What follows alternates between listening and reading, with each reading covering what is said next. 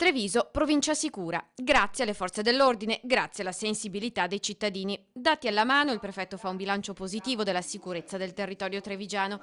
I reati denunciati nel 2015 furono complessivamente 25.130, lo scorso anno 22.899, con un calo quasi del 9%.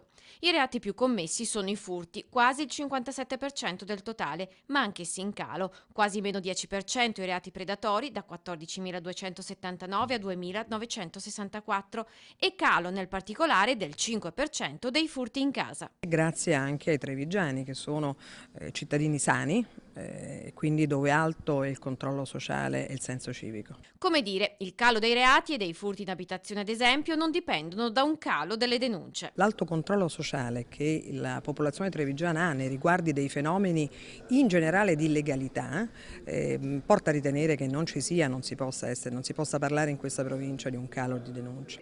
Treviso conferma il vice sindaco Roberto Grigoletto, è anche città pilota nell'aver sottoscritto il patto per la sicurezza, la prima in provincia ad aver introdotto il controllo di vicinato. Ad essere invece più che raddoppiati sono i casi di usura, ma i numeri sono molto contenuti. Dai 3 casi del 2015 si è passati agli 8 del 2016, complice l'affaire Veneto Banca. È l'unico dato francamente che deve far riflettere.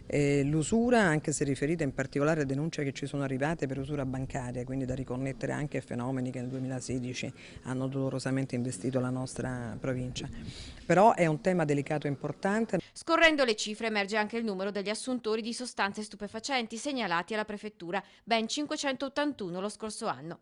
Sul fronte migranti, la provincia ospita 2.385 richiedenti asilo, distribuiti in 87 centri e 41 comuni, meno della metà. La linea resta sempre la stessa. Credo che la strada della condivisione con le amministrazioni locali debba essere la strada maestra.